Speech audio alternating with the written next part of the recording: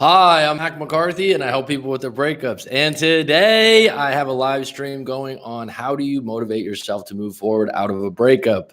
So please share, please let me know what you guys think out there. What has worked for you? What has been a turning point in moving forward in past breakups? Please share. What's holding you back now? Do you complain too much? How do you accept the past as is? So I've written some things out and I'm going to share them with you. And I'll probably do a second video to this one after this live stream. So what motivates you to move forward out of a breakup? First, let's start with what doesn't. Sometimes we think we sit here and we think like, oh, how do I move forward? How do I do this? How do I get a new job? What's not working for you? So let's first identify that, because that's what your roadblocks are. And for you to move forward, you need to get rid of the roadblocks, right? First, what doesn't? Being a victim. So if you have a statement and when you say it, you kind of wince and you think, wait a minute, am I being a fucking victim right now? Get rid of that. Flip that statement into an empowering statement, or into a statement where you're like, I don't want to feel this way. I'm not a victim. Flip it. Complaining. I've done this a lot in my past. I still do it sometimes now today.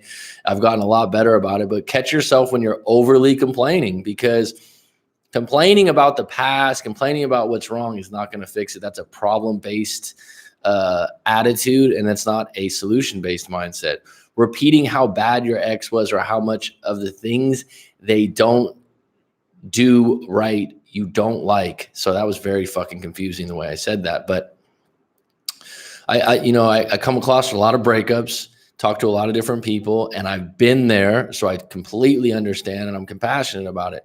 But a lot of times we're going over the same things over and over again. And the things that really are tough is when you go over the same problems, the same issues, the same stories.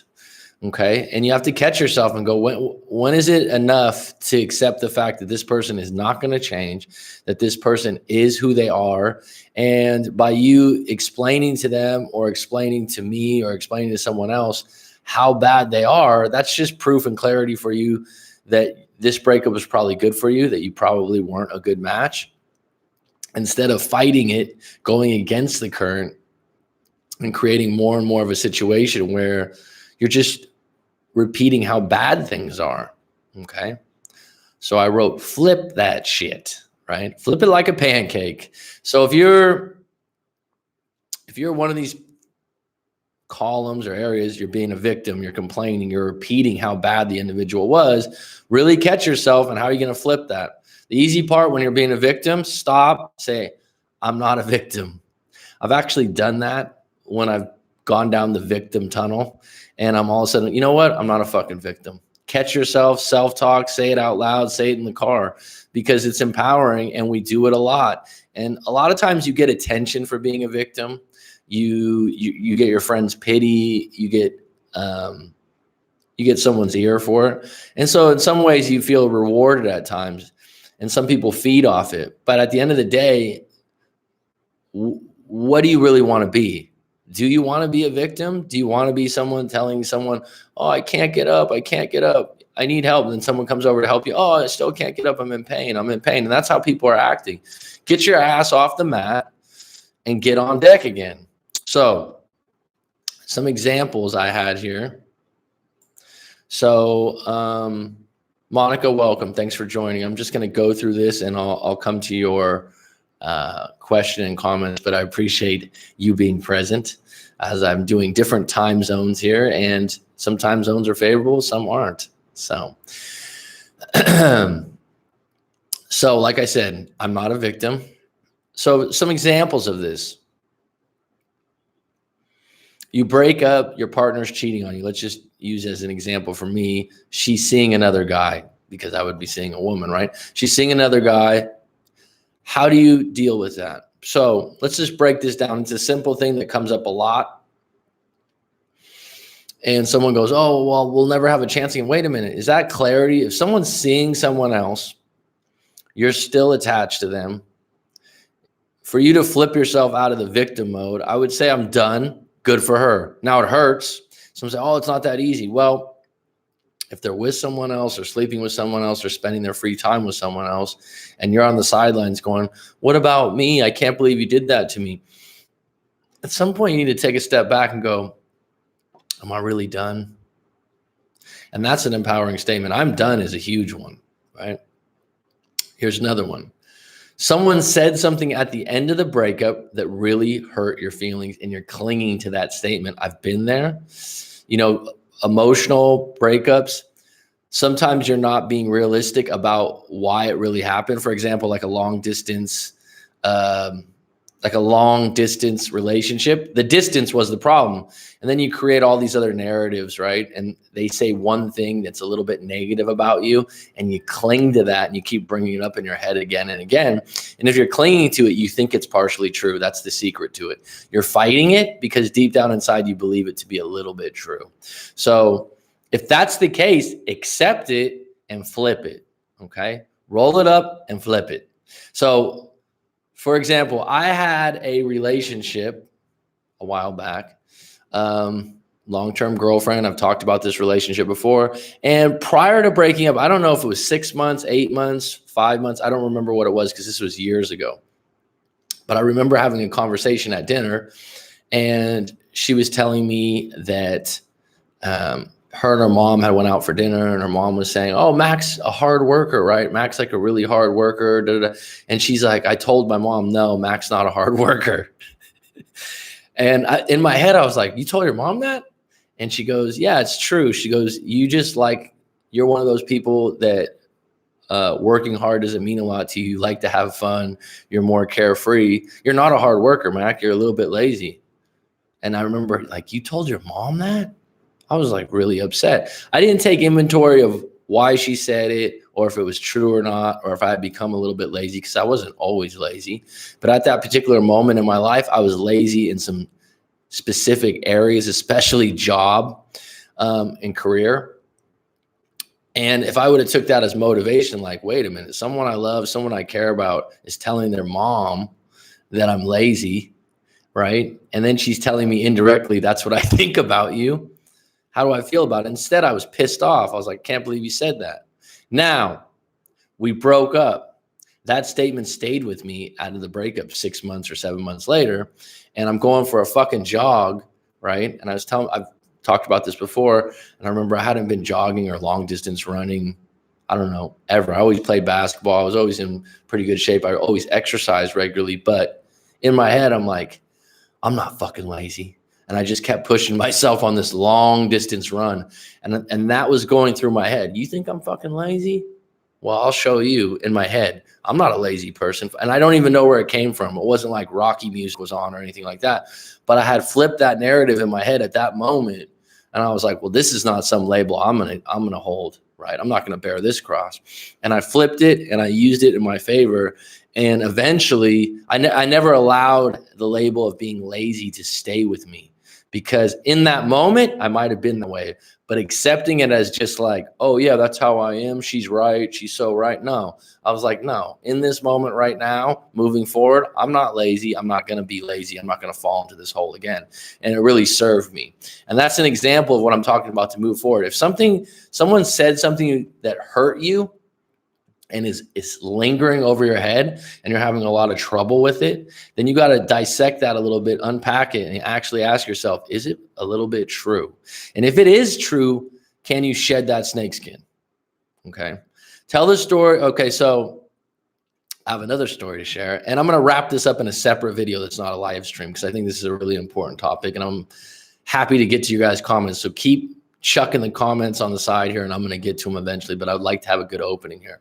So I had, this is probably 4 or 5 years ago, maybe 5 or 6. I'm not sure the exact time frame, but you got 4 to 6 years ago. It gives you a little bit of a time frame. Full disclosure, I've never really had a weight problem my whole life. Okay. I've been skinny most of my life to thin or slender, and occasionally a little belly, right? So there's this, like I said, this is 5 or 6 years ago. I started to get a little bit fat, right? And I actually had people telling me, "Are you getting fat?" I didn't even notice because it was never part of my identity. It was never something I worried about.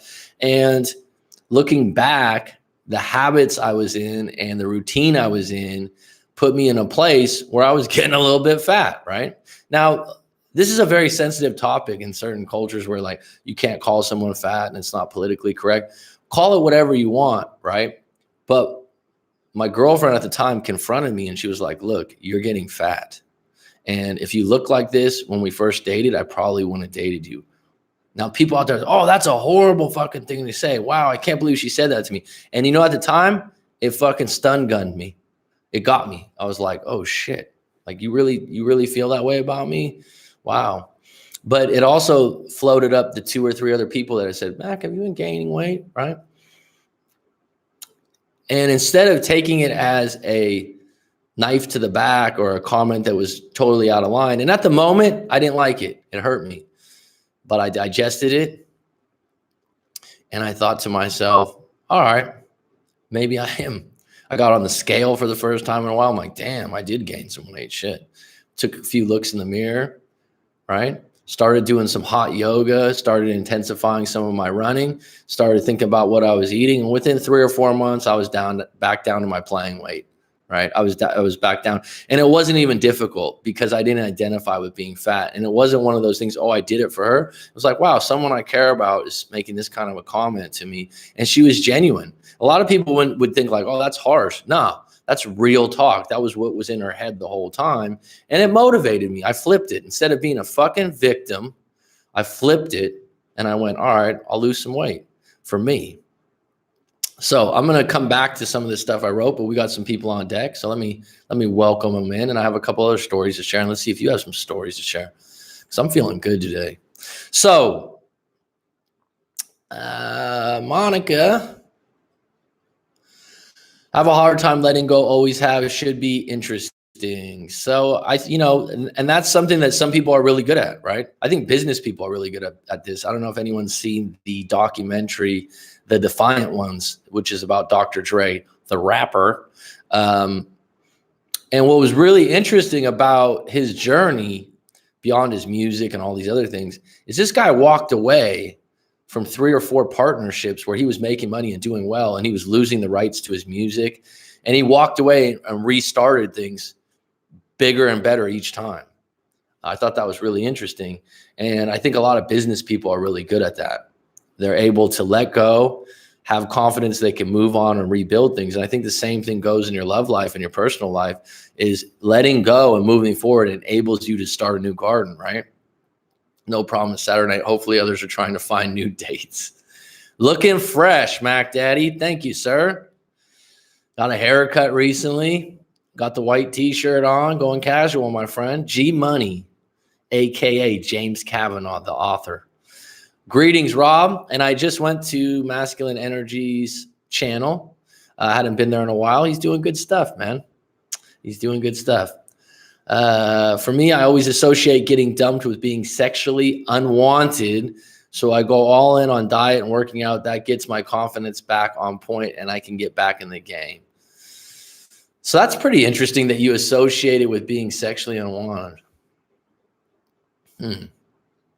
There's something there, G Money, but that motivates you, right? So that motivates you to get sexually more attractive, I suppose.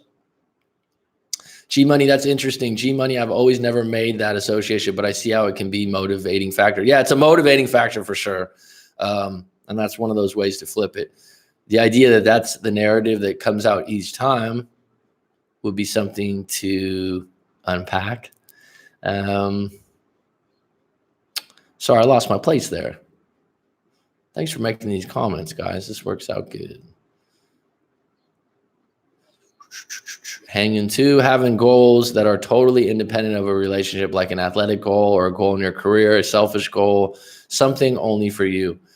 Okay, G Money, let me ask you this. This is an interesting question, and I do agree 100%. And that's something that I wrote out that I didn't finish talking about. But Having an independent goal outside of your ex, because at the moment that you break up, you suddenly have a lot more time on your hands that you don't have to negotiate sharing with someone else. And some people think this is bad, but it's actually a great thing for you moving forward and getting some shit done.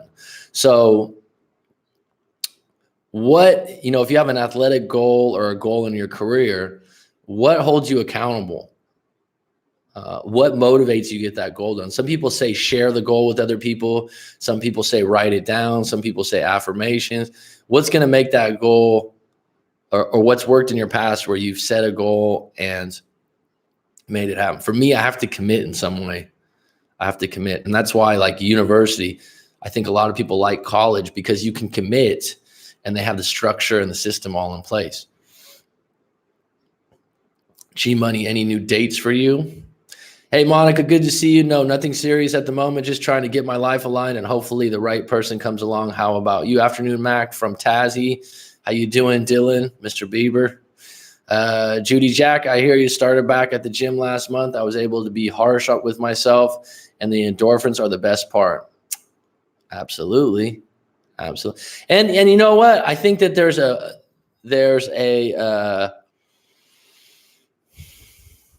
being harsh with yourself, there's a limit to that, right? You don't want to be too harsh, but your self-talk's big, and finding something that motivates you, that someone said about you, or something you don't like about yourself, you can flip the narrative at any moment. I always cycle back to girls from the past after I break up. That's where I'm at right now. It's comforting to have those people to fall back on, but it doesn't really feel like I'm moving forward. Interesting, G Money. Do you mean you contact them, or you mean that you cycle back just in your mind thinking about them, like, what I could have, should have, would have done, And because I'll admit that there's some girlfriends from my past that I think, wow, if the timing was different, it would have been really good, or this or that. But then I think if I lined up the 4 serious girlfriends I had, and I had a visual of them and everything like that, it's like they all had their good parts and bad parts. And at the end of the day, as crazy as it sounds, it happened the way it was supposed to happen, probably, right? Because you can't appreciate the sweet without the bitter. Vanilla Sky. And I'm saying that wrong. Without the bitter, you can never taste the sweet, the guy says to Tom Cruise over and over again. Okay. Wow, you got a little friends network here, huh? G Money, getting out of there, but Mac knows my latest dilemma. Ex-husband is interested in me again. Khaleesi. Wow, I like Khaleesi. I'm having a tough time. Khaleesi from, what is that, Game of Thrones. She's beautiful. And she's got personality. I don't know about the last couple seasons, but, man, I'm having a tough time. It would be interesting. We're talking about masculine and feminine qualities. Would you say Khaleesi's a combination of masculine and feminine? The Dragon Slayer? I mean, she is feminine, but then there's moments where she's pretty damn masculine, right? I'm having a tough time. I did the breakup because he took me for granted and he sabotaged the relation unconsciously. Well, if that's the case, I would say good for you. That's a bad relationship. If someone's unconsciously sabotaging the relationship, well, I mean, you don't know what you don't know. That person is that way. What a statement, huh? What a fucking statement. I'm having a tough time. I did the breakup because he took me for granted. So number one, you weren't appreciated. Okay. Everyone wants to be appreciated. I think women seek this more than men, but I will say this in my own relationships and talking to other men do want to be appreciated also. And they do have a limit to where they're like, wow, when's my appreciation going to come? So were you appreciating him? And he sabotaged the relationship unconsciously. Okay. That's a big statement. Maybe you want to write your story, send it into writemac.com and get my full take, a tailored take, because that can mean many different things. And if you think that's true, how did he sabotage it? That could mean many different things. Monica, hey, good for you. Even if nothing happens, it probably is a good ego boost. Khaleesi, welcome. You did the right thing, honoring your feelings. Good. Oh, that will happen sometimes. How old is this individual?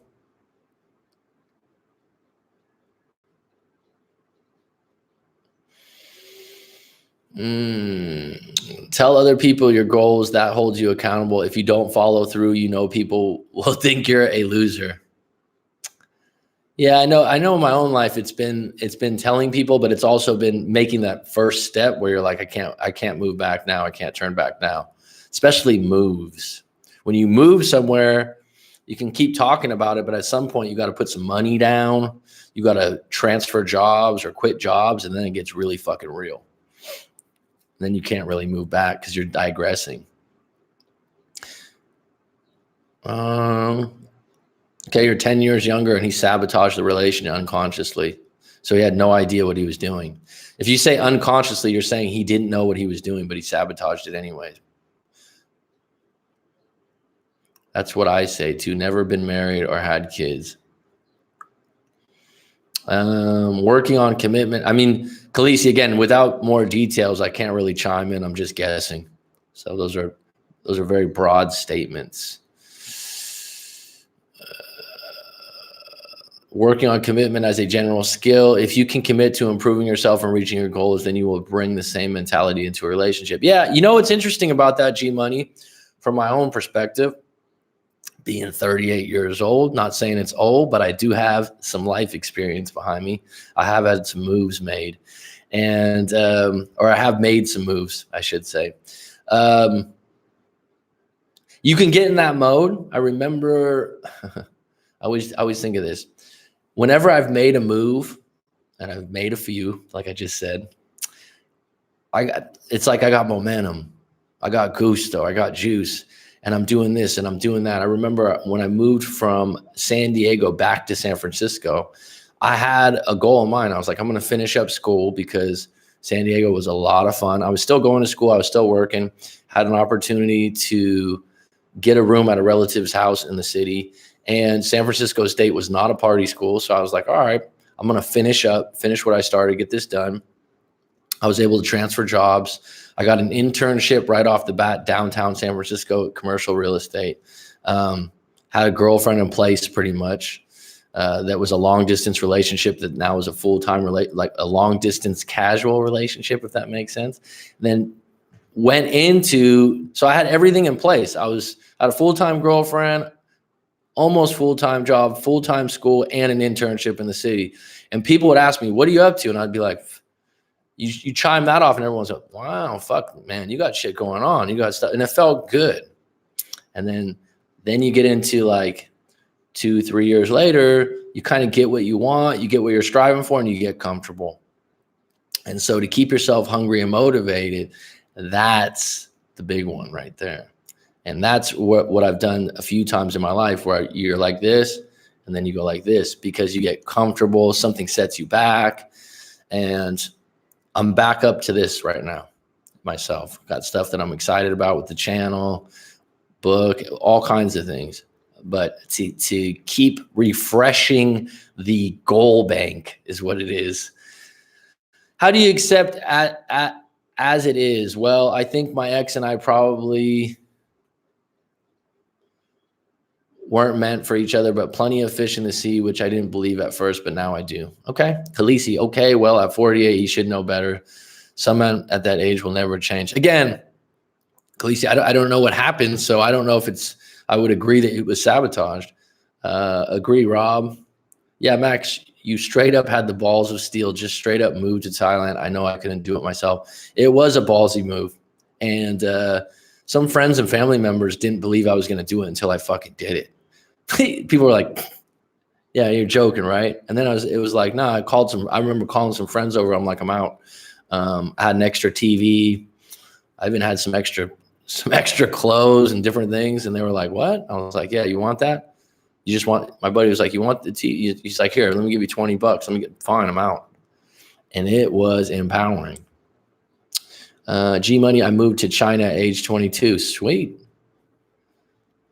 The momentum effect is totally real. A breakup just kills that momentum, and it's your responsibility to get up and running again, get the wins back on the board. That's true, man. I totally get that you get, like I said, stun gunned onto the ground and you're just like, flailing around for a little while. You can do that for a little bit, but then at some point you got to get sick of it, right? You got to go on offense, I say.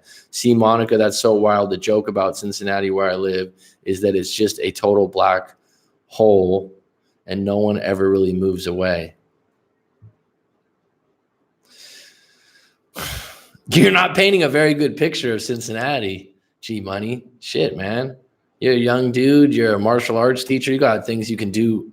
You got a mobile career that you could do probably too, man. G Money, I do like the concept of being, I do like the concept of not being a victim.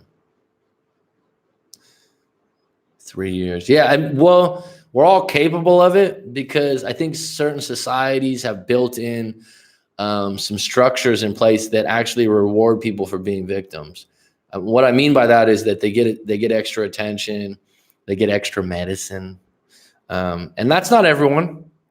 That's not everyone. I'm not grouping everyone in, but it's become one of these things where instead of saying like, "Hey, man, get like my grandfather's day and stuff," the victimhood wasn't looked upon as like someone that was a victim was like, "Hey, man, get it together, get back on deck, get back in the race," And now it's like, oh, hold on, let's see if we can get this person, they're gonna have to go through this, they're gonna have to do this, and then they create this identity where they're a victim and they're getting a lot of attention. Correct me if I'm wrong. He had communication issues too, wasn't honest with himself, and he didn't communicate with what he really wanted. For example, kids. He knew I didn't, but I was open to it. Okay, hon. If you're 38, he's 48, and you don't want kids. He wants kids. That's a big one, because the clock's ticking, right? Because at 38 years old, you only have a few more years to go. And I could be wrong, right?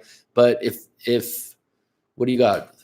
3 to 4 years, and it gets increasingly more and more difficult to have a kid. That's a big one as a deal breaker. But wasn't honest with himself, and he didn't communicate what he really wanted. Well, if that's the case, then it's better that you guys broke up, because communication is key.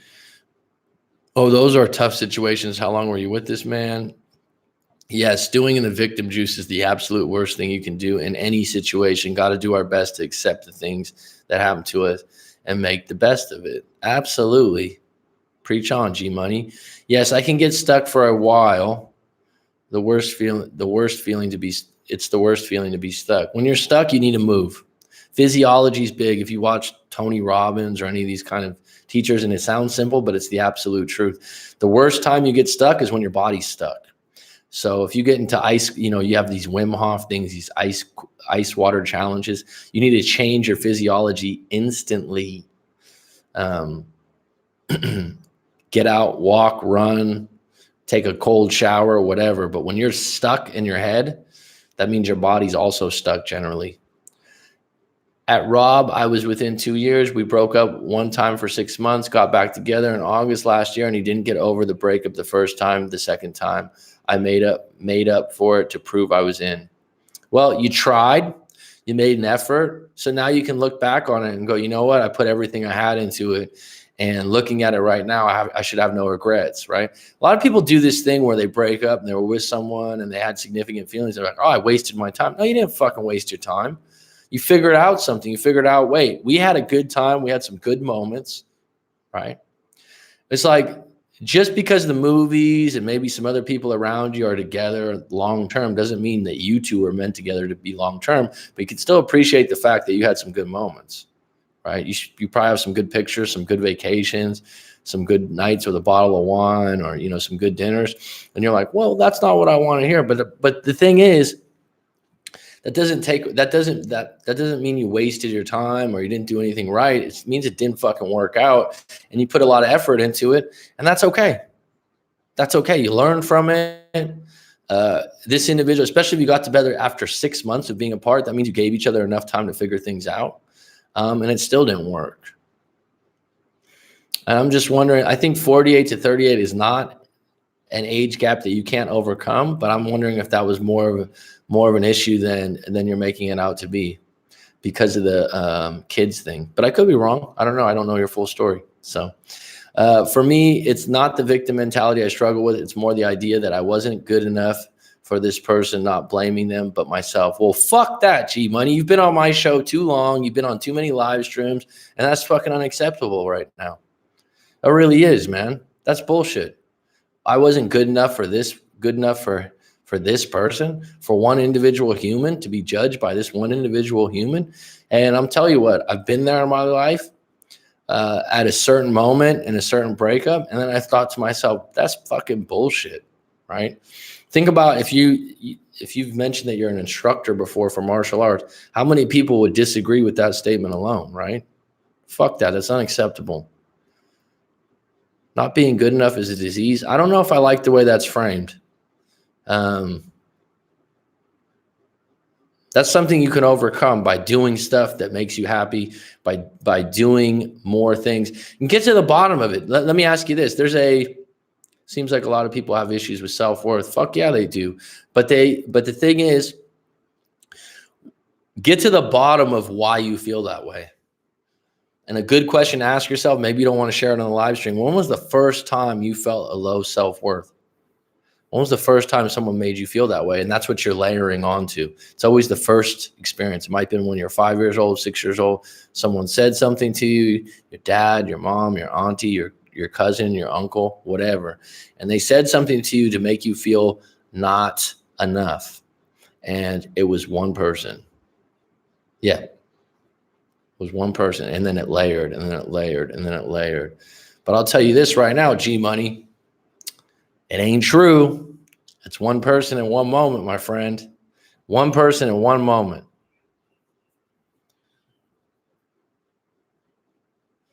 I try, Dylan, ThinkPod. Dylan, what's holding you back now? Well, I want to ask a few girls out, but I sometimes get flashbacks of my breakup. But that doesn't happen anymore. Plus, I get nervous right before asking someone. Well, why don't you do this? Instead of getting nervous about them saying yes or no, just go, if they say no, at least I know. Well, if they say no,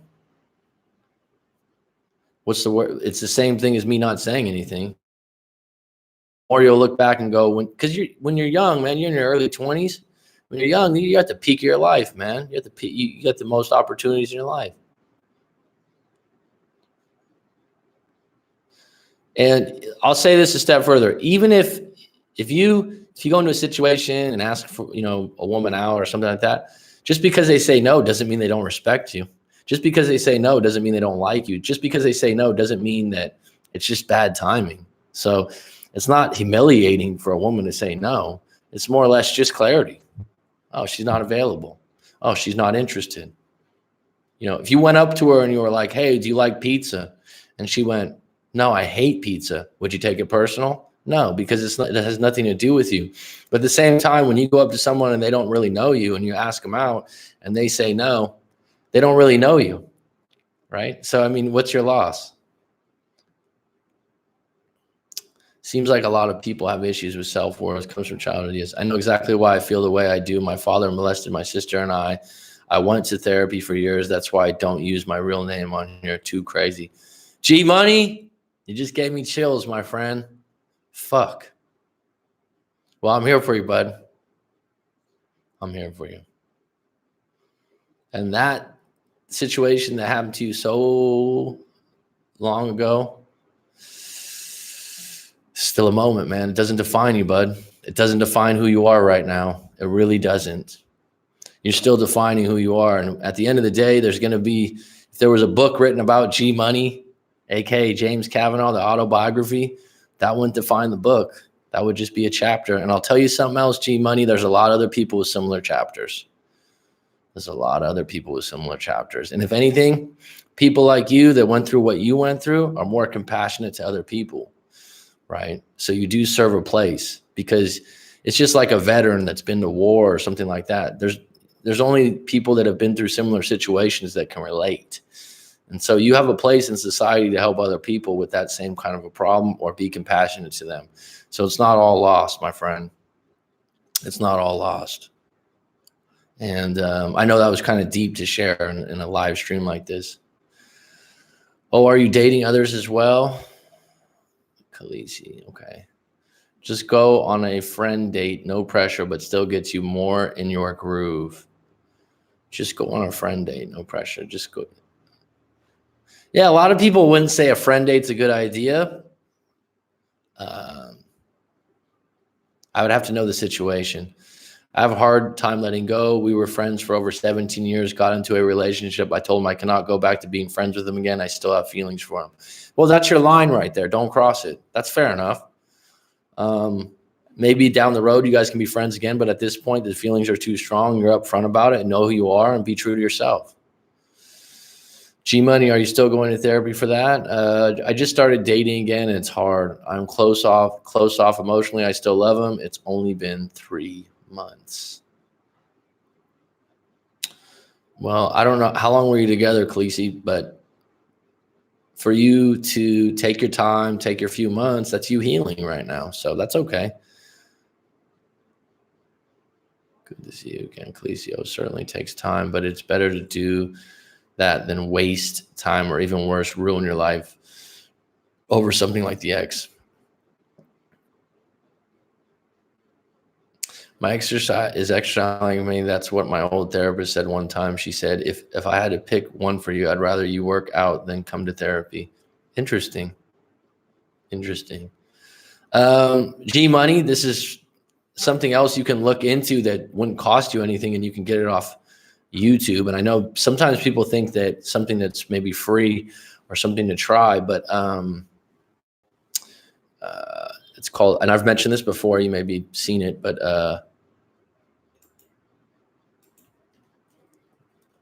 EFT, emotional freedom technique. It's tapping, and you let go of things while you tap certain pressure points in your face and your body. And I've done this before, and it works.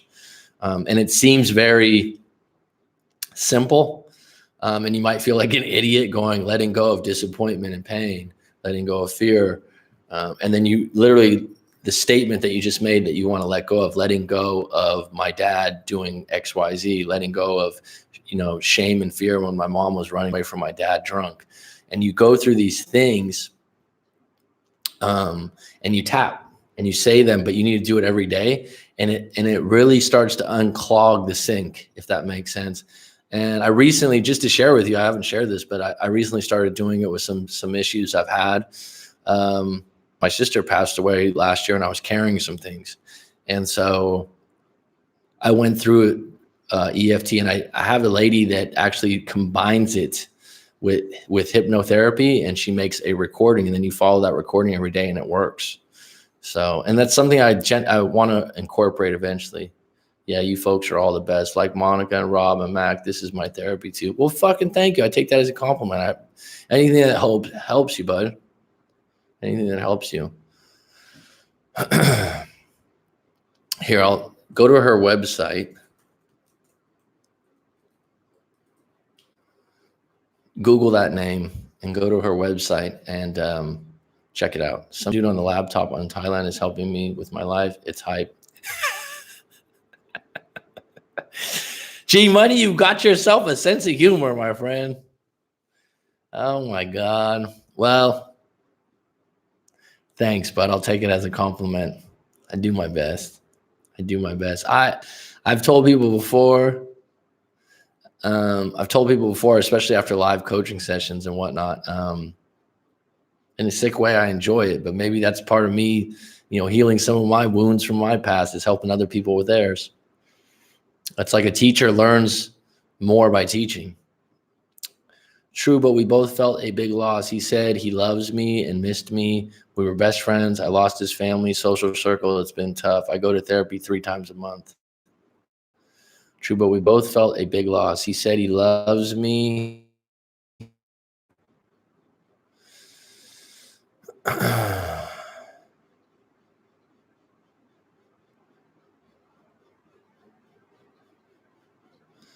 I wonder why they would hide that comment, G Money. Because you wrote YouTube? I don't know. Khaleesi, you lost his family, social circle. It's been tough. It's going to be tough. It's going to be an adjustment. It's going to take some time. And I'm sure you've been through a breakup before if you're 38 years old. My question would be, is the therapy helping? Is it enough? Like I said, have you written out your full story? You don't necessarily need to send it to me, but maybe write it out for yourself, share it with a friend. Writing out your story and getting clear on what happened and why is something that I think people say, oh yeah, I know the story, but did you write it out completely? Because sometimes you surprise yourself, right? Yeah, I don't know why they would hide that, G Money.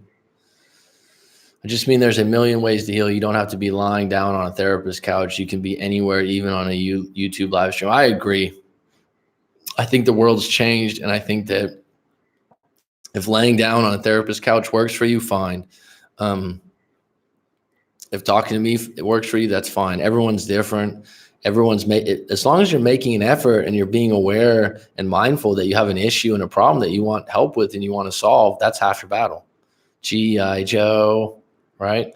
I mean, it's half the battle right there, is realizing, all right, let me try this, let me try that. Going into something and going, oh, that won't work. Oh, that won't work. Oh, that's too expensive. Oh, that's bullshit. Fuck, stay in the same place. I don't give a fuck. You know, I know from my own experience and my own breakup in my own life that when I've had shit hit the fan and I've gotten in a bad breakup before that tumbled into feeling bad and being a victim for a small period of time, that I tried some stuff, right? And from my experience, I believe I can help other people. So sometimes it gets a little deep like it did today, but I'm here for you, man. I mean, it definitely gets deep in some of these coaching sessions, that's for sure. But the funny thing is, in the coaching sessions, we do some laughing. That's one of my, I don't go out of my way. It's just my personality to kind of make light of things or smile about things. So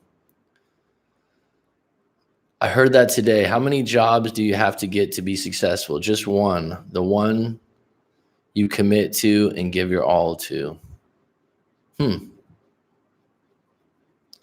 I definitely don't think being successful is linked directly to being rich.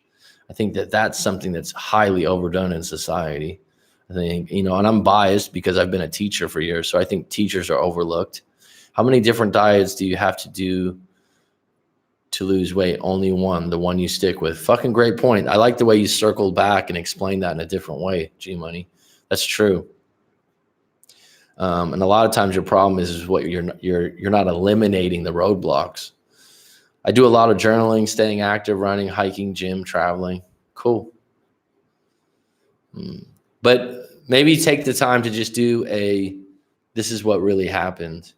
If you want to, Khaleesi, and you don't want to send your story in and share it on YouTube, and you don't want to do a live coaching, which is your prerogative, you can email me, and I do have a set of questions that I give to people before live coaching sessions. And if you want to just answer those questions for yourself, the questions aren't mind-blowing or crazy, but sometimes it helps people get some perspective of more simple, because a lot of times you're asking yourself the same question or you're going over the same things, and just having a question that's kind of fresh and new, you're like, oh shit, I didn't think of that. So you can email me.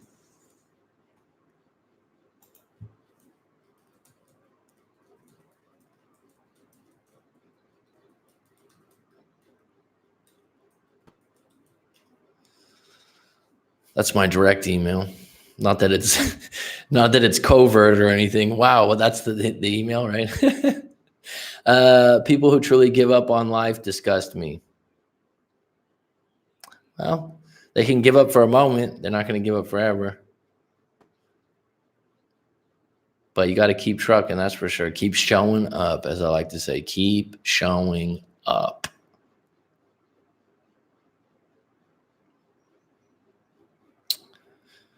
G Money, my greatest breakthroughs have always come right after the darkest moments. Some moments where others may have been done some crazy shit.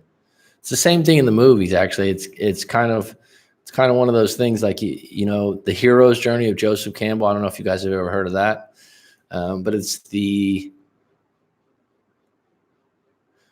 exactly, Mac. Everyone gets knocked down, but the people who just chose to stay down forever are weak, for sure. Oh, here we go. See the new Jordans released this week. I don't follow the new Jordans. I really don't. I'm more in play with the older ones.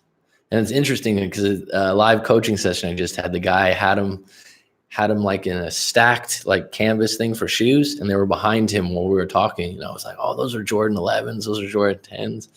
And we were actually in intense talk about his breakup. It was a traumatic situation, his breakup. But in the background, I kept seeing the Jordans, and I was like, wow. So this time frame this is a Saturday night for a lot of people out there. Rob, you're in Toronto, you're in Canada, East Coast Canada. G Money's in Cincinnati. Khaleesi, I'm not sure where you're from, hon. It's been a quaint 4, 5, 6 people today. We're going to get it back on deck here. I'm making some changes. I'm re-establishing some new goals for the channel. I'm going to be doing some new things here. I just recently, this will be interesting for some of you guys. I had a comment a few days ago on one of the videos. I don't know, the videos I have in Toronto, 11:30. Okay. I usually don't join these on the weekends just because I'm usually with the homies. Thanks, G Money. I always appreciate it. Time to talk basketball then. Thank you, Mac. Will do. Yeah, go ahead and send your email. If you want to send your story, Khaleesi, you can do that. If you want to check out the website, go ahead. I can send those to you. It definitely helps because your story is what you're clinging to. That's all you have in your head is your story. It really is. Clippers. Maybe I'll start another basketball channel. I could talk basketball for a long period of time also, Rob IS. And I think basketball is taking over right now as the dominant Western world sport. Everyone says football or soccer, but basketball is Asia. Clippers. Jeez. You're from Toronto and you're going to be a Clippers fan now? Was Leonard worth it for 1 year, for one championship? That's a good question. A lot of people say yes.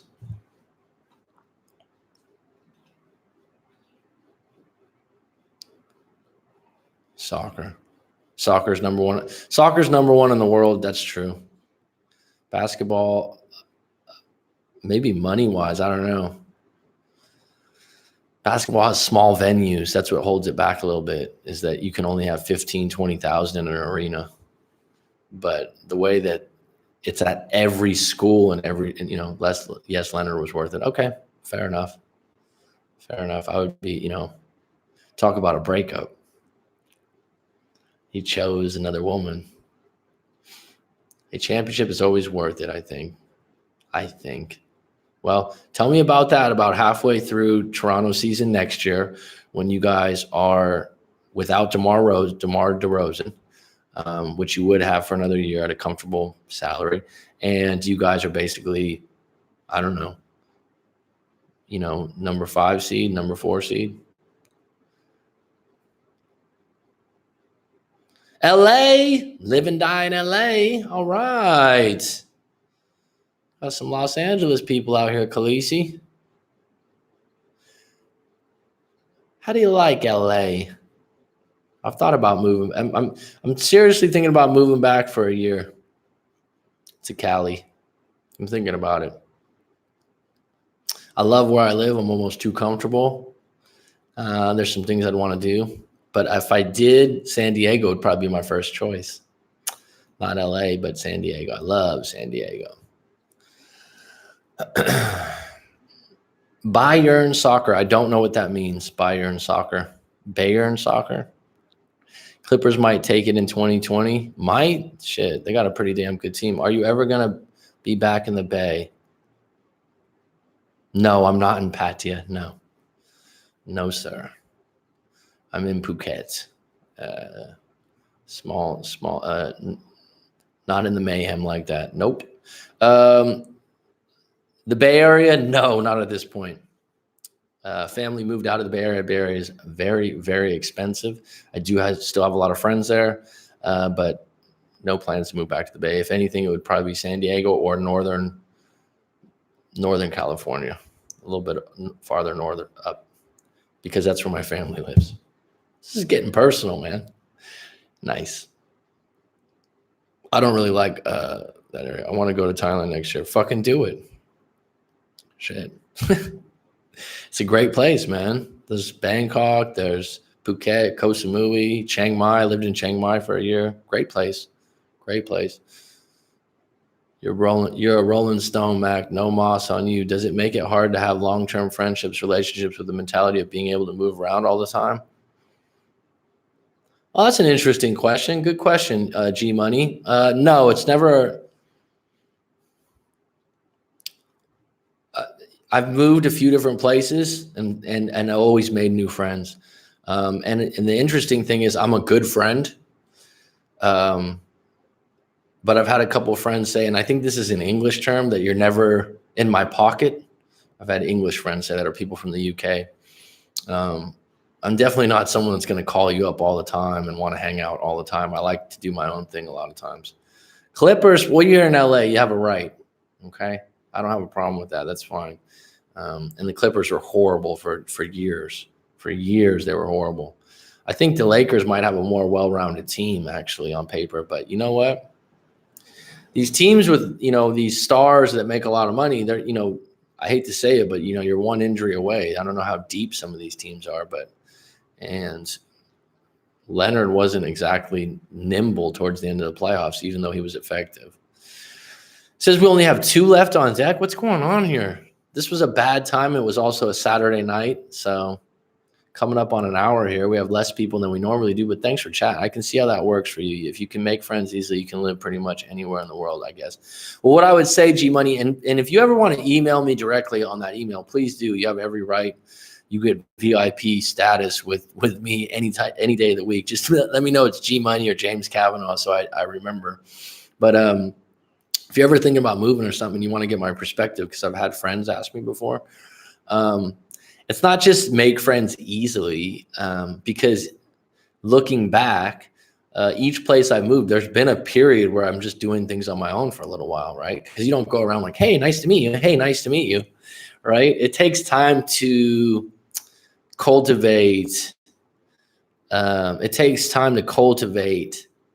Like good friends, like real friends. That's what I would say is really interesting, is that, some people say, like, I've talked to people in live coachings and they're like, oh, I got my set of friends from high school. We've been friends for 15, 20. I think that's great. I appreciate the fact that I have some different sets of friends, especially living in an international place where there's a lot of people from different places in the world. But definitely putting yourself out there allows you to meet people outside your interest, outside who you normally talk to. So, but I wouldn't just say it's, making good friends takes time, right? Just like a relationship, really. Okay.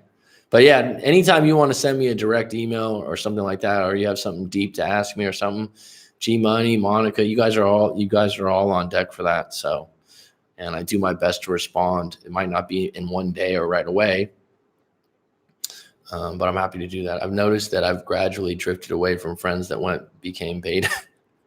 Well, I mean, those are your values and your morals. There's certainly living away from where I grew up, and some of the friends I've had, I've lost touch with them, but I don't feel like they're not as good a friend as they were. Because we built a friendship over, 6, 7, 8, 9 years. So if I go over there for dinner or I visit again, it's like old times. I love LA. Nobody walks in LA. What does that mean? Nobody walks in LA. You mean traveling? Because we're talking about basketball.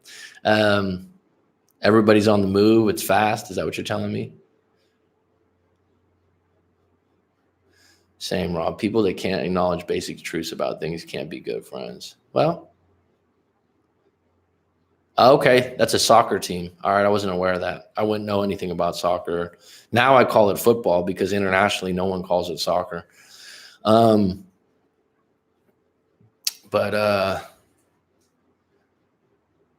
what I would say, gonna be in LA this November.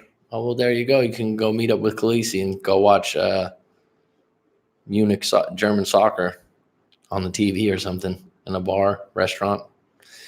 Gonna be in LA this November. I don't even know who that is. Now we've turned this into a soccer thing. Okay, it's off the rails. Well, I'm glad I was able to get some people's mind off breakups and harshness and different things like that. This is great. My one old friend told me he would say whatever he had to in order to get with chicks. Can't respect someone like that. No, that's something that when you get older, you evolve and you're like, wow, this, you might have, you build rapport with a friend or you mesh with a friend for different reasons. And what you don't realize is when you're young, it's usually just proximity. Your best friend usually lives on your street or goes to your school. So you're only exposed, like, let's say you had 30 kids in your class. There's going to be 2 or 3 of them that like the same sport and talk the same way, or there's a kid that's just a leader that makes friends easy. I don't know, but you don't really have control. As you get older, you have more and more control, and you're more exposed to different people, and you have more freedom. So you don't have to be limited to people that you don't really like. But when you're young, sometimes you end up with the wrong crowd or friends like that, and you kind of just falls into place from proximity and environment. But I would say, like, I've got friends I spend more time with based on where, like, again, proximity, environment. But my go-to friends, my quote unquote best friends, I prefer the term favorite friend. And that sounds kind of weird, but I'm like, when I talk to them, we click so well that we could talk for 2 or 3 hours, but I could talk anyways with most people. We could talk 2 or 3 hours about a variety of topics, in depth. And then there's about 2 friends like that are like my favorite friends. We have good conversation. And the other friend, and both of them were roommates at one point, like college roommates. And so I think there's a little bit more texture to our relationship, if that makes sense. It's almost like family, because when you live with someone in the same house and you share bills and stuff, it's a little deeper, and you know each other really, really well. So, but there's other roommates that I've had before that I don't talk to at all anymore. So maybe that's not true. But the one favorite friend we just have fucking great conversations about sports, about life, and I really respect him. And the other friend is just fun. He's one of those guys. He's happy-go-lucky. He's in a good mood all the time. He's always positive. And the crazy thing about it is, from the outside looking in, he's not rich and successful or anything like that. He's just got a great fucking attitude, and he laughs at all my jokes. So I'd love to get him on the podcast sometimes once I get this thing cooking. We only got 4 people on deck. We got 1 like. This has been a wasted hour of my life. What the hell? No, I'm joking. This has been good. And I'm gonna put a video together on this topic. This is something different I'm gonna do, because the live streams are, thank you for the like. Cheers, lad. The live streams are really for the individuals on the live streams. Although there's about 100 to 150 people that are watching regularly. It doesn't seem like a high amount, but the people that are watching them say they really enjoy them. So, but I do need to be making my story videos and some of these other videos just as frequently. Oh man, I don't know what that was for. And any closing questions here, folks? This has been a nice session, a little 1 hour quaint group. Khaleesi, I'm happy we were able to switch you out of the negativity, at least for the hour. We got into I Love LA. We got into Nobody Walks in LA. We got into your soccer team here. Rob, it's always a pleasure. Thanks, bro. Found out some news about that guy I spoke to you about.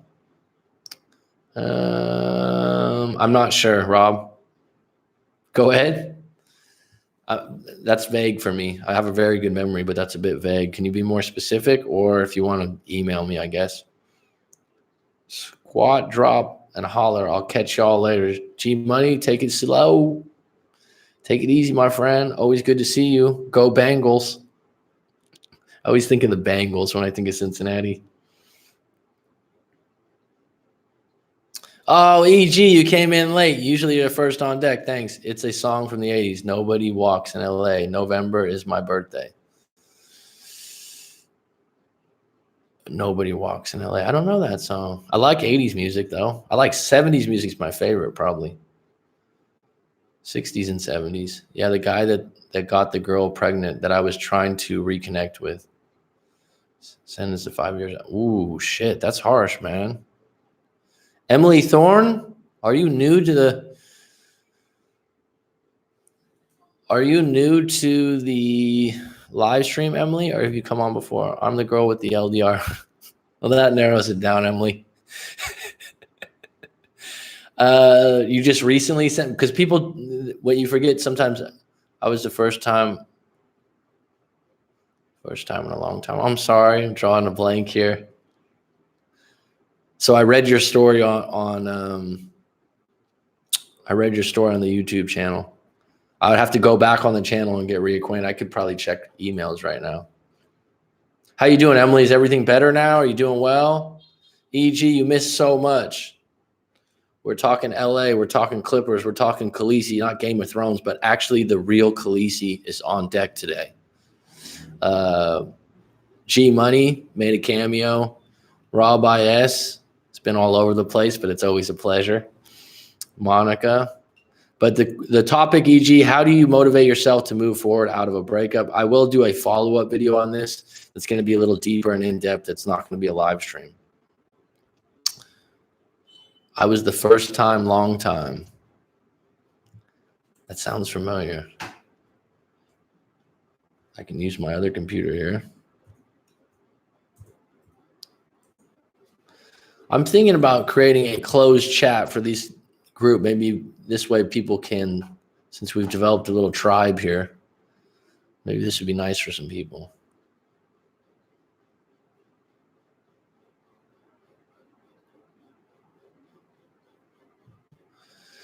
That's simple. Work on yourself to be a better man. Well, one of the things I mentioned, EG,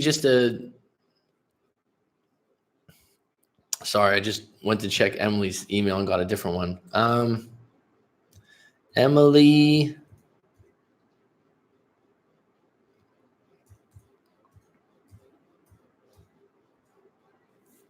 No, it's not coming up. Shit. Okay.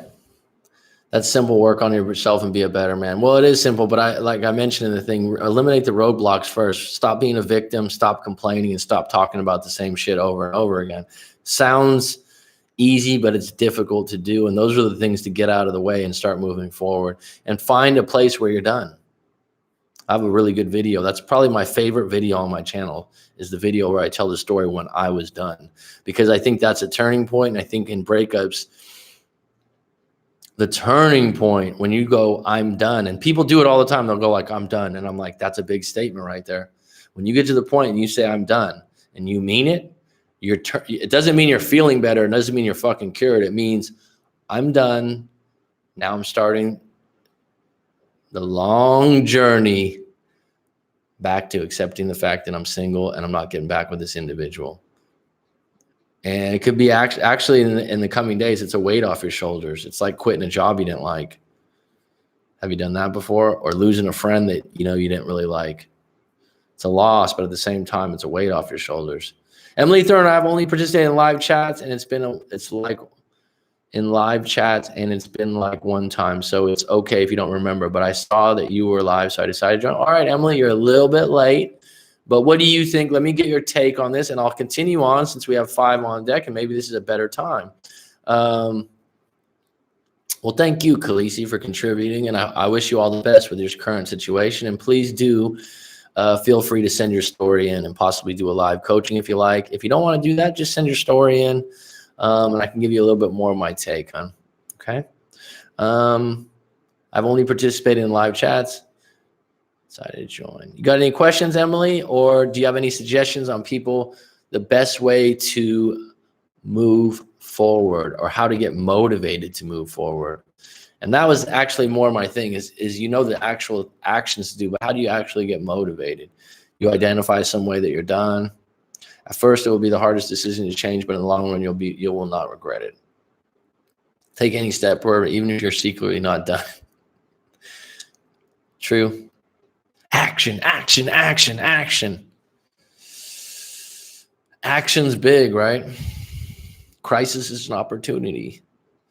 Crisis is an opportunity. Actions talk louder, better than words. Louder than words, better than words.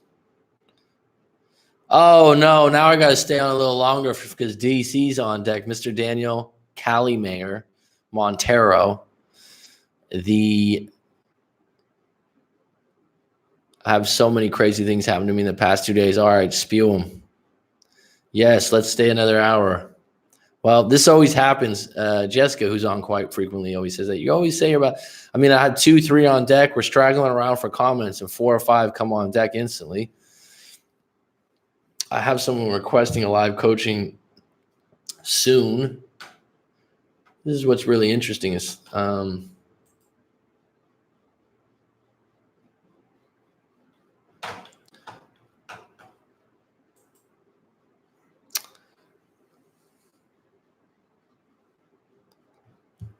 it's funny, right, Khaleesi? I don't know if have you been on a live stream before, Khaleesi?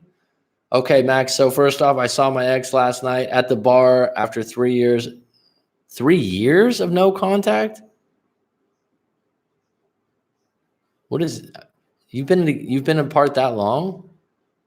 I didn't think it was that long. The interaction was positive and she even hugged me.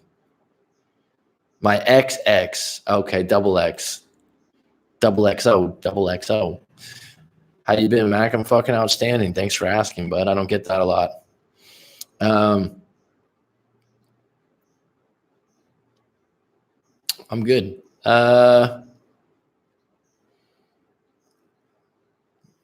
What to make of it? If someone was, it's such a different situation when it's your ex of 3, 4, 5, 6 years ago, and you're totally, well, I would hope, over it or in a good place. And you, by the way, which have described yourself as, putting on a bunch of muscle and being in such a great place. Okay, I don't know what happened in that particular breakup. I know what you've talked about in the other one. I felt very anxious afterwards, but I calmed down after talking to an ex. Okay. The best way is to seize contact, stop looking at their social media, but it's easier said than done because time really does heal. Absolutely true. What I would say is if you have that much of an issue with social media, maybe it's a good thing. Maybe it's a side benefit that you're going to take a break from social media, because if you're that addicted to social media on a whole, right? Just like someone smokes cigarettes every 10, 15 minutes, and that's where people are at nowadays. Well, then maybe, like I tell a lot of people, take a social media fast for 1 month, not just for your ex, but for yourself. Think about that. And I've had people do it and they come back to me and they're like, wow, I really needed that, because there's a lot of pressure if you're on social media all the time. And this is, to be honest with you folks, I'm at a turning point with my channel and, breakup coaching and all that stuff, because people come to me all, oh, why don't you have more views? I don't do any social media. I'm a dinosaur. And I'm at a point where I probably have to start doing, I have a personal one, for friends and family, but I don't really use it. I use Messenger and stuff. So it's not his direct social media, it's his family and friends. So I agree that taking a social media detox would be so helpful. I think that when you look at it that way, you're not making it about your ex, and it doesn't seem as pressure cooked, if that makes sense. That way you can make it bigger than just your ex. You're not just doing something just for them. I think that's highly beneficial. I love your live. Thanks, Emily. I really appreciate that, hon. I've had other people that watch the show quite a bit that say they prefer the other way. I enjoy them, and it's something I'm going to be doing regularly. I have taken some time off here and there, but once I'm on the mic, as everyone can tell, if there's nothing looming behind, I will keep going if the chat is good. All right, so Mr. Daniel, I'm not surprised she reached out. You've been doing the right things. You're in a good place. You guys didn't end on a horrible note. She said you guys were too close. You were literally that close. She took the indirect, direct approach, reaching out to me. How is that indirect, direct? What's the indirect, direct approach? If she reached out, it was direct, right? Are you saying that she just wanted? Did she say, "Oh, just how are you? How you doing?" Had the reach out. The reach out had no direction. I really don't need social media, but once in a full moon. I like to check what I've been missing. Okay, that's your prerogative. That's fine. You can add a separate page to personal account for more general reach. I know, Judy Jack. I know. And I'm going to do it. I'm going to have an IG account. I'm going to have a Facebook. I'll do this stuff. This is what I'd like to. I'd like to get an assistant, right? And I'd like someone to make my schedule and do those kinds of things. I'm just not there yet. Mac, have you heard of the Area 52 news? Area 52 is where the aliens were, right? With Bob Lazar talking about that. I don't know the specifics. Actually, this might sound bad to a lot of people. I don't really watch the news. So literally people will go, oh, did you hear about this? Or did you hear about that? And I'm like, no. I'm consumed by breakups. I have an obsession. Daniel, getting back to you, though, you got an interesting situation. When it rains, it pours, and it's so fucking interesting when something like that happens and it comes in groups. It's kind of like when you're searching for a job and you've been searching for a job and you've been searching for a job. And then you get a job offer, and 2 days later you get another job offer. This has happened to me before. And you're like, fuck, where'd that one come from? It literally, things come in bunches for some reason. It happens with me with my channel. It happens like, this is weird. I don't know if this is a synchronicity, if you guys are familiar with what a synchronicity is.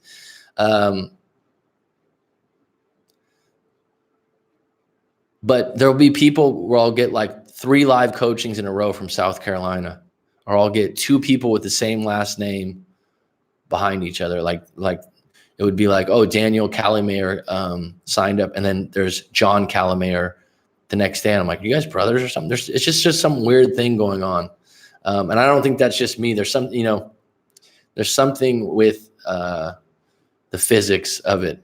I'm not sure. The universe. Synchronicities are crazy. It's just, and when you start noticing them and things that are on your mind, you can make the meaning of them that you want to make, but I mean, I've literally had people with the same last name a couple of times, and I'm like, do you have a brother or a cousin in Australia? And they're like, no, what do you mean? I'm like, well, the guy I just talked to yesterday has your same last name. And it's a name that's it's not like Johnson. It's a name that's not that common. No, I don't know that many people with my last name. It's weird. Same with the same people from the same state, just weird.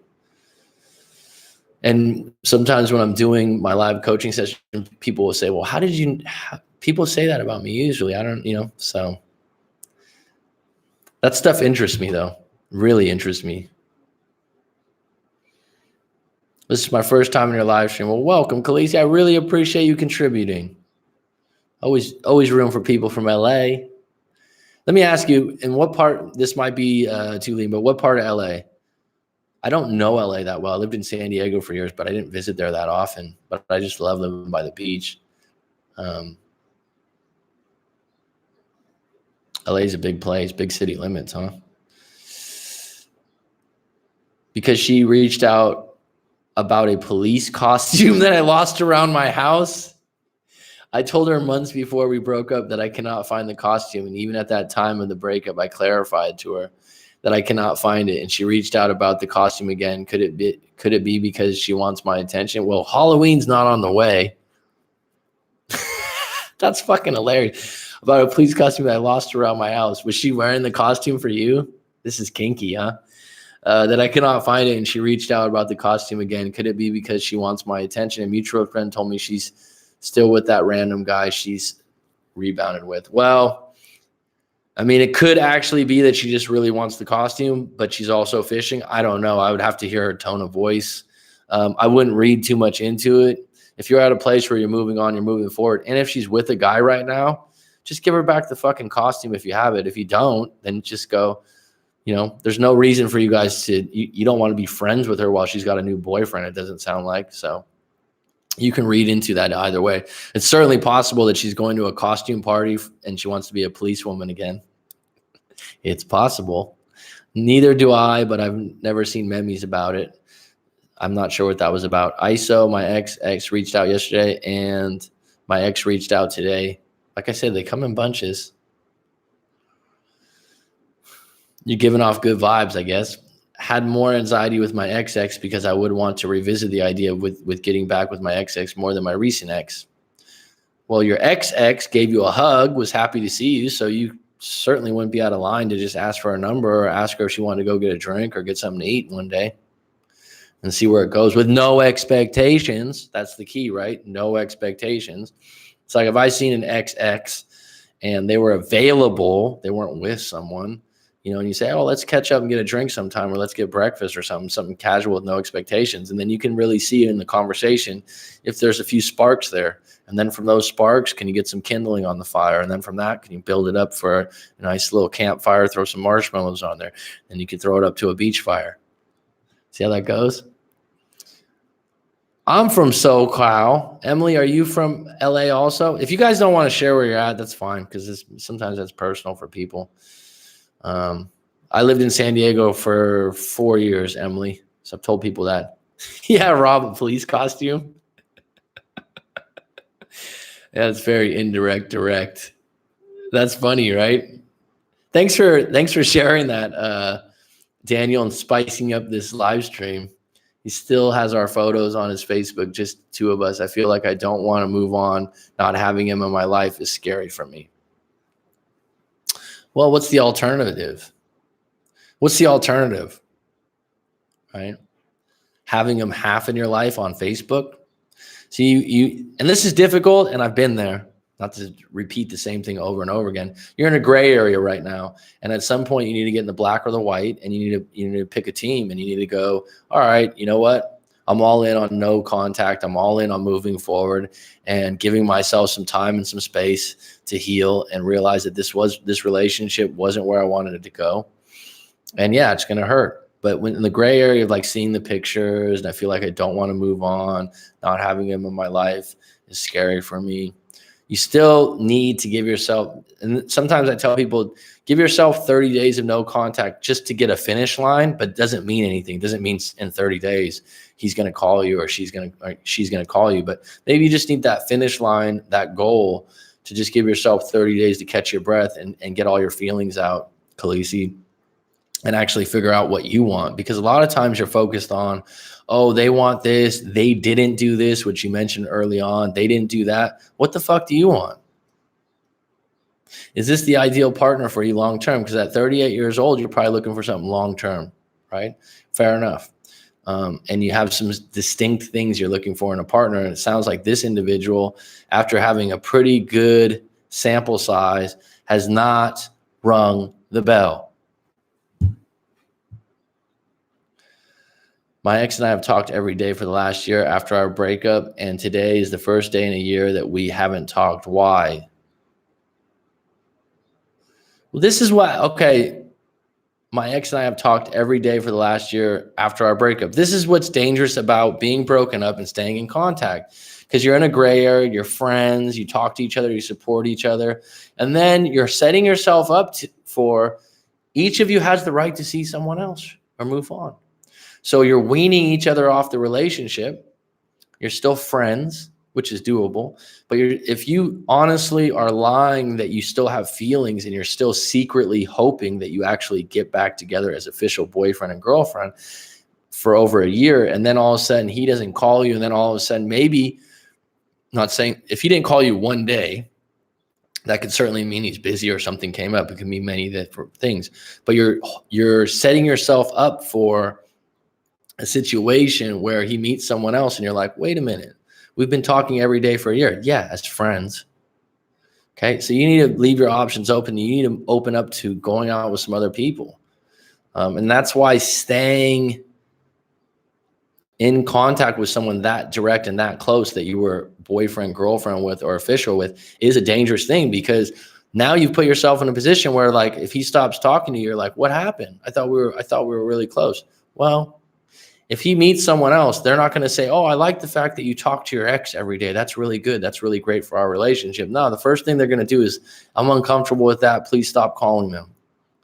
So if it didn't happen now, it probably would have happened later. Thank you, Mac. I know that I shouldn't have expectations, but naturally my mind makes up expectations anyway. I could suppress that. No.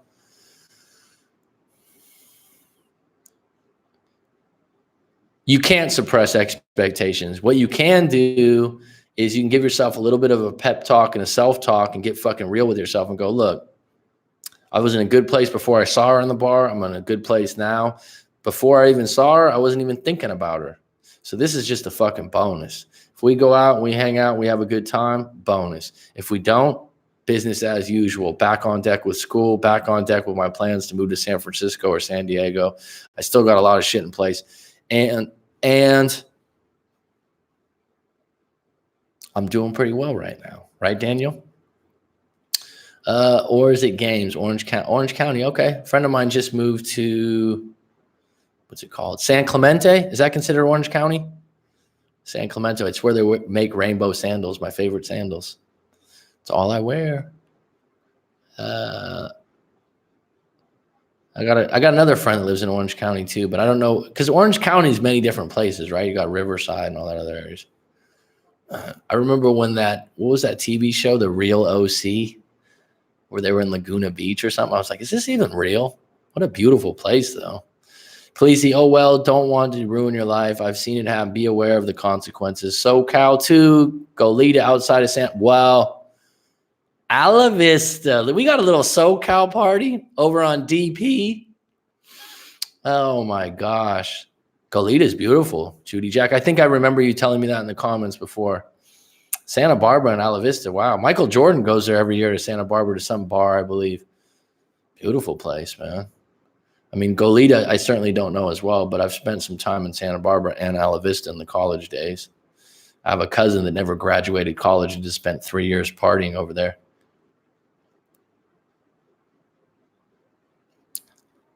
Good knowledge, huh, Emily? That's when you know someone's not like bullshitting, right? When they drop something like, oh shit, yeah, rainbow sandals. I had someone, because I wear rainbow sandals all the time, living in Phuket, and some girl was from Philadelphia, and she's like, oh yeah, rainbow sandals are from Philadelphia. And I'm like, who told you that? Not that I really care, but I'm like, I don't even think that, yeah, I was like, she's like, well, all my friends wear them in Philadelphia. I'm like, well, yeah, you're wrong. Oh, right. That's like one of the, if my channel got really big, there's certain product, they are definitely not from Philly. They aren't. It was so funny because this girl, she was like 21, 22. And she really thought that. She's like, oh, she thought they were from there because all my friends wear them too. I'm like, no. It's kind of crazy how far they've gotten, right? Those sandals. Sorry to get off topic here for everyone else talking about sandals. Also, Mac, anyway, I should reply to her about the costume. I don't want her back or even wanted her to reach out. I'm doing so good now. She has her man. I cannot find the costume as I told. Well, fuck, there you go. Just tell the truth, dude. The truth will set you free. Just say, yeah, I didn't find it. Sorry. And you don't even need to say sorry. Just like, look, I didn't find it. I told you before. If it comes up in the future, I'll let you know for sure. But I don't think that it's hiding anywhere. It's possible that I just don't have it. You don't even, and if you don't wish her well or anything like that, you don't even have to say like, oh, hope you're doing well, or maybe we can talk sometime, or if you ever want to talk to me. If that's not what you're feeling, she's with another guy, right? The best way to treat this is neutral, genuine, and honest. Lead with good intentions. Yeah, I didn't find your costume. Sorry. If you don't want to say sorry, because there's no reason to be sorry. I looked for your costume before. I gave it a double check this time, and no, it didn't come up. Sorry. You're under arrest. Don't call the cops on me. Those are cheap lines, huh? That's a cheap joke. Exactly. No contact, much better unless you just don't care. I'm more east near Downey and north of Long Beach. Okay. Don't really know that area that well. I do have some friends that have visited from Long Beach before. The LBC. This breakup has been more tough than my actual divorce over 10 years ago. Well, it's fresh. It's a fresh wound. It's fresh. You probably had a lot of expectations. You're in a place at your life where you thought you met someone that was mature and a little bit older than you. And so that's probably why it hurts right now. But just like you got over that divorce over 10 years ago, you'll be able to get through this. You're just at the beginning, right? And by coming to my live stream, talking to a group like this, addressing it, being upfront about it, you're taking the first steps. You know, sharing this kind of stuff on a live stream, going to YouTube where there's all this different information. you're making the right first steps. They're definitely not from Philly. That's true, Emily. Yep. On Pico. I don't know what Pico is. I just know San Clemente. I just know that's where I guess that's the street, is what you're telling me. Great, beautiful area, though. Yeah, one of my really close friends that went to UCSB, but is from the Bay Area. His wife's from, I think, Dana Point. So they moved back down there. The costume is just an excuse, but if she's with another guy, she needs to figure out her intentions herself. Absolutely, Judy Jack. And you don't really want to know. You don't want to, oh, you still have a boyfriend or anything like that. You don't want to ask any of that. Maybe they're having problems. Maybe she's sniffing around, whatever.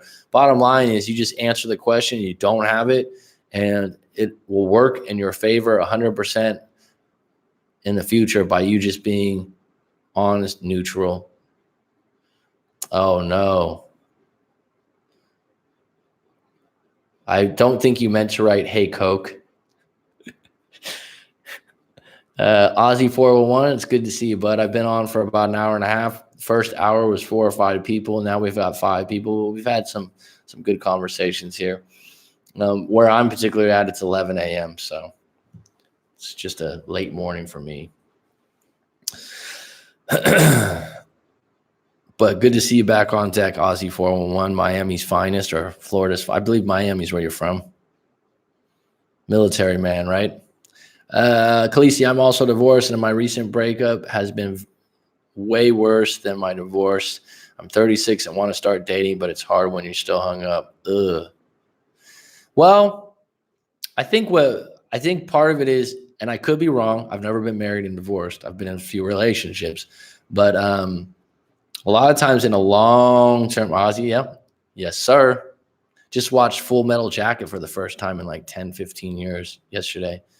What an incredible movie, huh?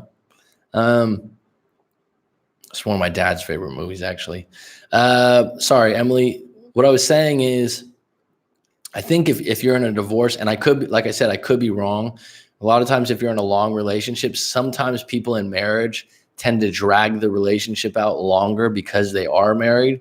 So they actually tack on a year, 2 years, or 6 months to a dead relationship. So by the time they get to the end, they're already been done a year ago. So the breakup's not as hard. What's up, Nike One? Escondido's finest. We got a bunch of SoCalers in here today. This is a good time for you guys on a Saturday night, I guess. Late Saturday night. I was going to get off at an hour, but as usual, I continued on. Got a little bit of everything in here. AET. Oh, another SoCal legend. Wow. We got Santa Barbara. We got Orange County. Wow. You're so right, Mac. Was so over my marriage long before I actually left. Been doing this a while, hon. Been doing it a while. And yeah, it's a little SoCal party. And we got Miami up here with Ozzy and Judy Jack. Santa Barbara counts as Goleta counts as SoCal for sure. Right? I got my rainbow sandals on. I finally made a live stream, Macadelic. Cool, man. Fucking send me a link. I didn't know you had a YouTube channel. What was it? What was the live stream about? Meeting up with an ex, thought I would say what's up to everyone. Ha ha. Meeting up with the ex again, huh? The original ex? I'm just fucking with you, Brand New Skinner. Ain't no party like a West Coast party. Absolutely. You don't got no love for the West Coast?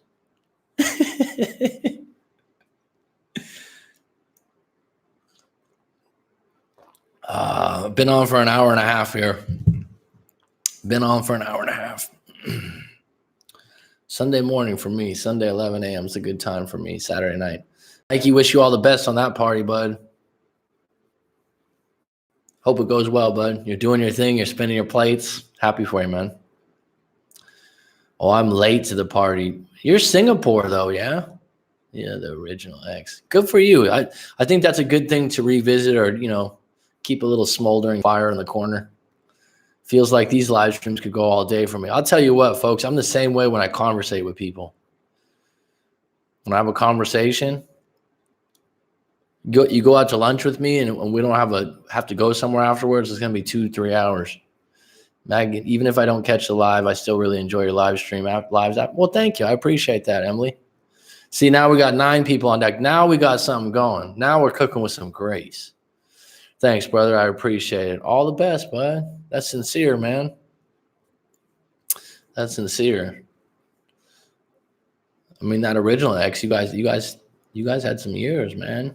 You had some years. She's been through some stuff with you, bro.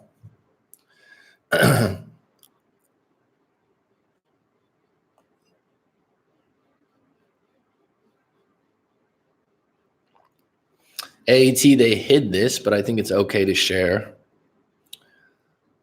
Mac, I'm thinking about getting a restraining order over my ex. He's still obsessing over my dog and did some crazy shit without my knowledge. Well, if you're thinking about it, just do it. As I mentioned before, and me and Coach on that live coaching energy was like, who's going to tap out first on the combo? You know what? Sometimes people are like, do you have to go somewhere? I'm sorry. And I'm like, no. If I don't have anyone behind you, I'll keep it rolling. If we do a live coaching and there's no one behind you, or I don't have an immediate appointment, I'll keep it rolling. We're having good energy. Fuck yeah. Sometimes the next morning, I'll wake up the next day. I'm like, fuck, why am I so tired? Oh yeah, I talked for fucking 5 hours. AET, known you for a little while now through the live stream, and this has been an issue much too long. Now you got to bring in the heavy hitters, which are the men in blue, right? So gathering proof of ownership for the dog. I'm sure this happens. This sounds like crazy shit for people that aren't dog owners. I mean, I don't currently own a dog, but family dogs and dogs over the years, I love my fucking dogs. So I can see both sides of it, but bottom line, someone needs to take the dog because the relationship's dead. So the dog needs to know who mommy or daddy's going to be taking care of them. So whatever you need to do, I think if you have to get a restraining order, you have to do that because this game that you guys are playing is getting stupid. And he needs a little touch of reality. Maybe you need to send your father over to talk to him because you said your father and him are friends. But this is getting a little ridiculous. And I don't know the specific situation, AET, but don't sleep on it. If you're thinking about it, just fucking do it because you're like, oh, yeah, I should. Yeah. If it's your fucking dog and you don't like the way he's talking to you and you don't like the way he's going about it, the way to go about it in the States, in California, so it doesn't get crazy and it's documented is get your restraining order, file a police report, and get that shit on deck. Right? Because people get fucking goofy and it usually they don't just get goofy one time. They start stacking shit. And the minute you keep denying him, he's going to do something more and more stupid. Well, there you go. He's involving your dad in it too. Fuck that. Go to the top. I mean, I've told people this before. At certain levels, it's like, oh, I don't want to take it there. Well, you know what? I mean, this is just how society works. You're going to have to take it there. It's like you think it's a little bit ridiculous to get a restraining order from an individual that keeps wanting to see what was your guy's dog or your fellow dog, and you've kept the dog. It's like, look, at this point, it's my dog. The dog lives with me. That's it. Curtains. And then you just got, like I said, you got to go to the heavy hitters and you got to go, look, I got a restraining order. We're done. Negotiations off. Done. I'm sure this comes up in Southern California with the dog custody shit. Is it really hot where you are currently? I got a fan on, but it's been rainy the last 2 days, and it's actually, Phuket is rarely cold. It's been a little cool out. Went to the beach this morning and actually had to have keep my shirt on. But it's always hot here. It doesn't change too much. And you, brand new Skinner, you're from Singapore. I think Singapore is more hot and humid than here, in my opinion.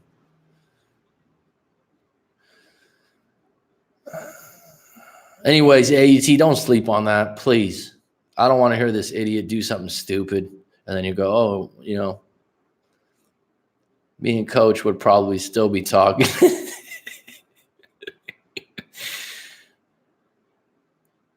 Yeah, it's a gift of mine to have a long chat. Coach, you have been a positive influence in my life. Well, thanks, Nick.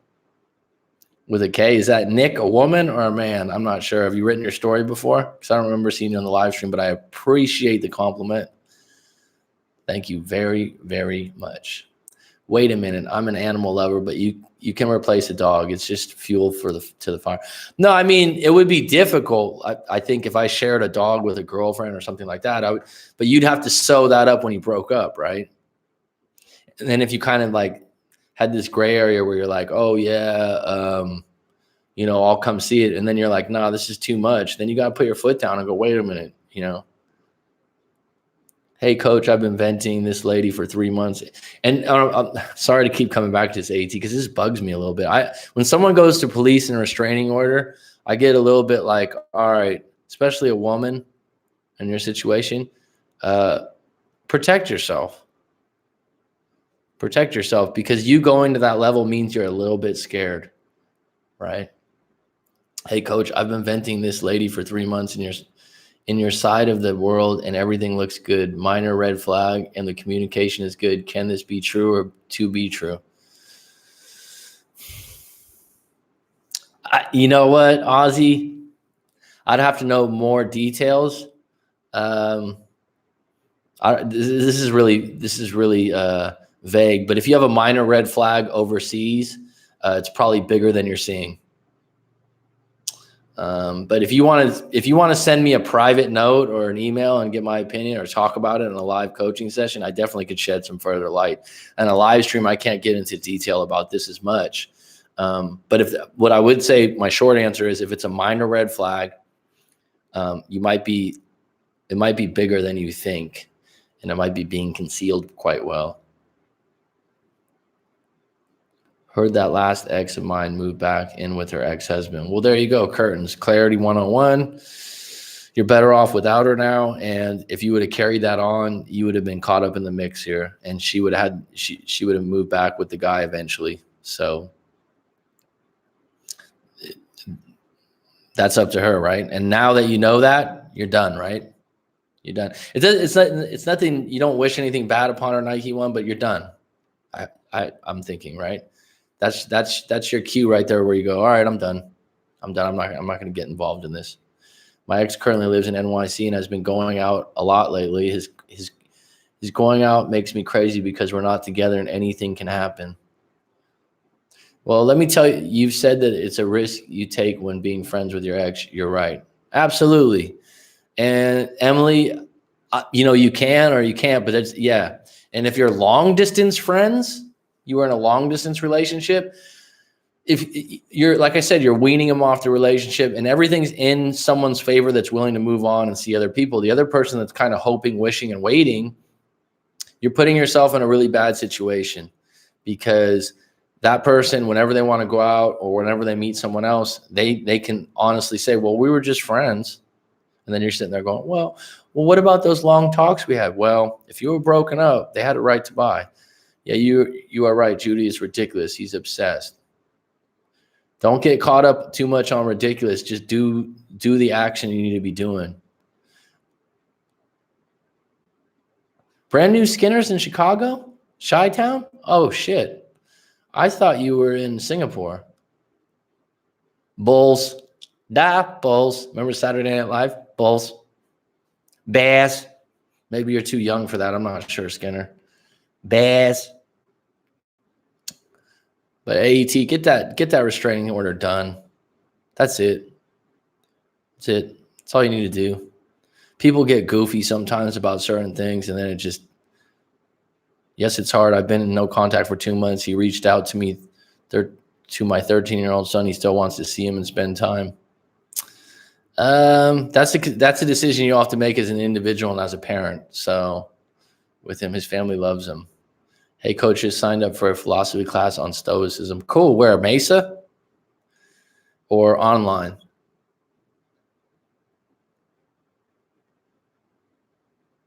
Hope all works out for her moving on. Wished her the best. Handled myself in accordance to my way a man should. Absolutely. Like, sometimes that shit stings a little bit, but at the end of the day, you're like, all right, now I know where you stand. I had an ex that shockingly went back to an ex that I didn't think was very good for her. but it was none of my business, and I was clear on where she was at. Palomar College. Oh, okay, so North County. Yeah, I haven't heard anything about him in 3 months, so I thought he respected my wishes. That's why I didn't do anything. But you are right. Thanks, Mac. No, just don't even hesitate on this. It's the right thing to do. It's the right thing to do. It's been too long. Thanks, everyone, for making this a little bit more of a party here. If we were playing team sports, LA would be winning, or Southern California would be winning, right? Brand new Skinner, you came a little late, but we got a lot of SoCal people here. I enjoy it. There's a lot to do here. It's a big city, right? Shit, it's top 5 city in the States, probably. Cold, I hear. Very cold, though. When I lived in San Diego, there was a guy that I worked with that was from Chicago, South Side. He used to have an accent. And some lady was like, "Oh, I'm gonna move to Chicago." And he's like, "Lady, do you know how cold it is out there? The wind chill factor? You're crazy. Do you know when you'll stream again?" Tomorrow. I look forward to these and want to catch the next one. Yeah, tomorrow I will. I don't know what time it will be for you, but it'll be approximately the same time I started today. Although today's time was a little slow. So I don't know if that's the best time for everyone. Chi-Town's finest.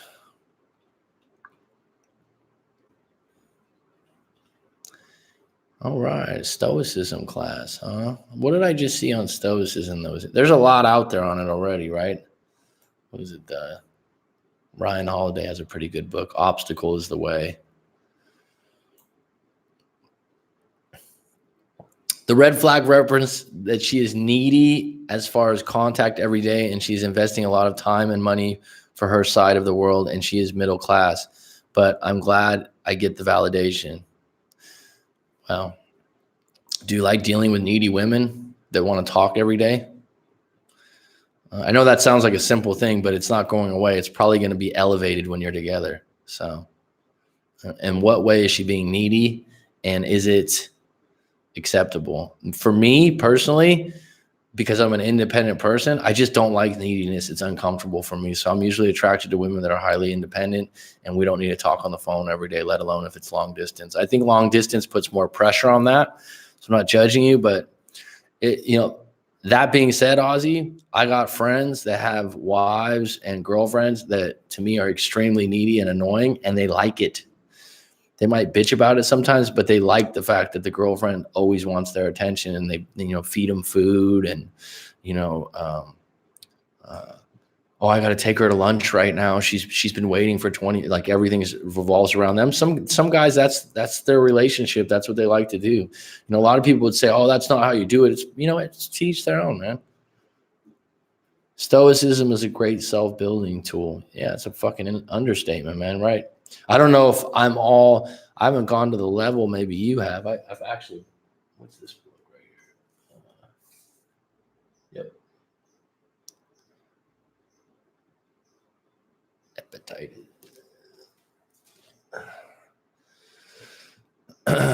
Haven't dived into that complete book yet. I've scurried through it. I'm reading a book on hypnotherapy right now that's really interesting. Milton Erickson. Really interesting. Sounds fun. I wouldn't mind check out Chicago. Maybe I'd rather go to California. Well, if you want to be a singer, Dylan, you should probably go to LA. It works, or Memphis, Tennessee, but you're not a country singer. It works for me because it's practically when I get off work. Okay, sweet. So probably 10 a.m. my time tomorrow will be, what's the time in Cali right now? Shy, you got Central Time in Chicago.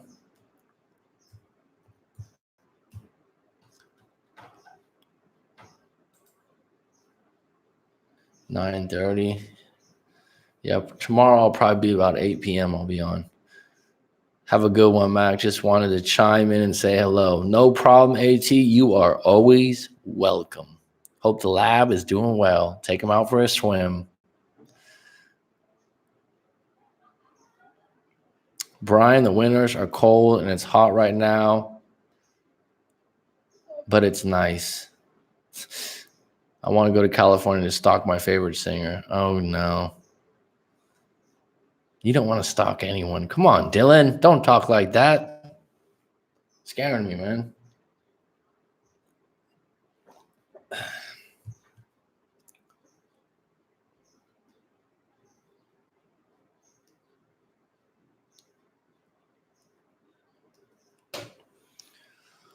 Any closing questions? And this is a real close. Come on, guys. Shoot them quick. Rapid fire. Let's get it going. Throw me some likes if you like the show. I don't know if that helps. Well, I'm curious of region and looking forward to seeing her. And she is funny and investing in her English. And last time I date a Vietnamese lady, she was great and boring. She was great and boring. She was introvert. So how she was great and boring? Is that possible? Shoot questions. Yeah. Yeah, questions. Well, whenever you meet someone new and you're meeting someone online, regardless of the region they're from, you're always taking a chance, right? There's always a lack of certainty there. So, fuck, I do have to start a basketball show, huh? Brand new Skinner.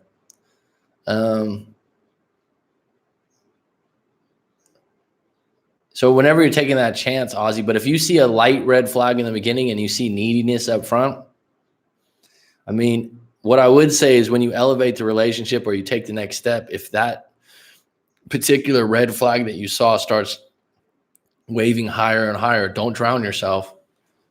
Identify the problem up front and go, yeah, this is not for me. Run, don't walk away.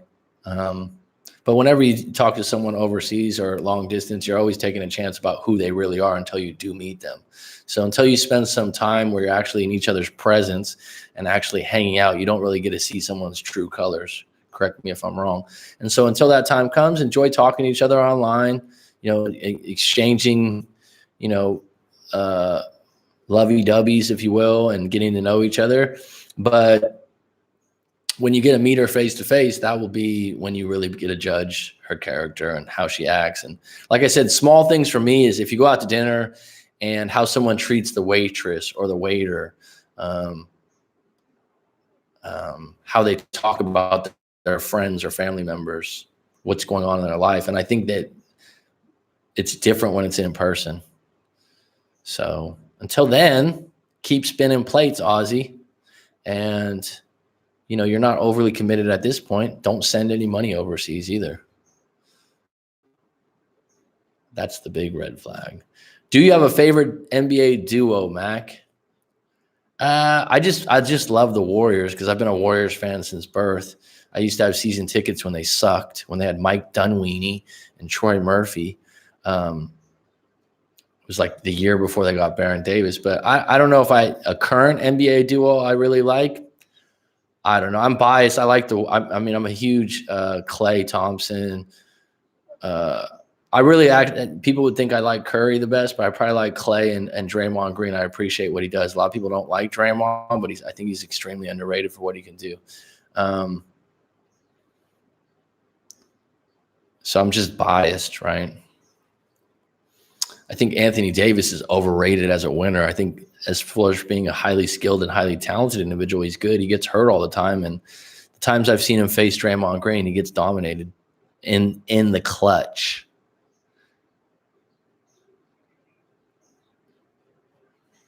I'd add to that, Mr. Chi-Town. I don't know who the Bulls duo is. Does it snow there in the winter? And no, Mac, I wouldn't stock my favorite. Good. Thank you. Thanks for clarifying. Long distance never works. Yes, swoosh, one Nike. That is a win. Some of the winters can be brutal. When are you live next? I will be live tomorrow, and that will be probably same time as it was today or 30 minutes later. Have a good one, Nike. Are you watching the Summer League? I have watched highlights from the Summer League for the Warriors because Jordan Poole, this kid, Eric Pascal, I'm excited about. So I'm actually excited about the Warriors because it's a challenge this year. I think I'm not really that. Durant should have stayed because now the league's more competitive, but whatever. I wasn't up. I don't believe in paying a guy $35 million to sit on the bench for a year. That's absurd. That's what I like. A new honeymoon. I will control that red flag, and we FaceTime a lot. No, she has not asked for any money good, which I'm shocked. I keep in the air for that one. That's a big one, dude. Clay is good, constant shooter. Vanilla Sky is what I call him. Clay Thompson is a stoic. We're talking about stoicism. That's what I like about him. No pain, no pleasure out there. Highly underrated individual that almost fucking won Game 6 before he went down. Everyone forgets that. But, well, it's still early. Our party starts after 10 p.m. I might come over to your side of the world, Mac. It'll be warmer over there. It's always warmer. It's always warmer over here. Pacific Coast time. Okay, I will be back there. We'll try to get more people showing up. Whatever, Rob. It's all right. It's my fault for not doing social media and making announcements and not going out of my way with the marketing. But it's coming. It's coming along all right. I'm glad we got to spend this time. Where's Tazzy? Tasmania. We have Levine and Markham. Oh, yeah, you know what? I'm not a big Levine fan. He's got a ton of talent and everything like that. But Markkanen, he's a shooter. He's a gunner. Hopefully they take the step to start him. Levine was great for us. Okay, you like him. He reminds me of Westbrook. Is the closest thing athletic-wise to him. I have to go. Great live stream. I'm going out to dance Latin with my friends. Have fun, Khaleesi. Have fun. Just have fun tonight in the moment. Thanks for contributing to the live chat for a couple hours here. I like Clay, too. I think he could be the leading scorer on his own team. Absolutely. He's just not flashy, so people don't appreciate him as much. Enjoyed your convo. I can get 4 to 10 new people. Good, man. I appreciate it, Rob. I really appreciate your support, man. You are one of only a couple or so doing this kind of chat. We appreciate it. Well, thanks, bud. And we have to go on the Love Chat channel and say we endorse and support you. Whatever. I mean, I'm sure you like the Love Chat too, or else you wouldn't be there. So I'm not going to throw any shade his way. He's got his own style, and he's got a huge following, right? He's got a personal assistant I think he talks to while he's taking questions. Rory of the Love Chat. He's got a great, what do you call that? Broadcasting voice. One question before I get off here. Love Chat is okay. Yeah. He was on here one time before, Rob, because another guy had suggested, okay, maybe Kyle's really busy. He does great marketing. I went to his website and he does, the Instagram. He does a lot. He works a lot harder at it than I do. I'll tell you that much. Good for him. Good for him. He's come, so does Love Chat. So, like I said, Love Chat, I think, has a personal assistant. I would love to have a personal assistant. Jeez, to do all the nitty gritty, to upload videos and do all that stuff you don't want to do.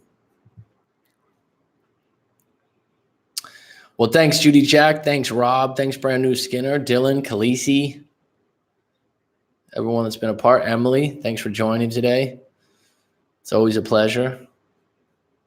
I will be back on tomorrow. I'll make that commitment, Rob, because you've asked and a couple other people have asked. I'll be back on about the same time.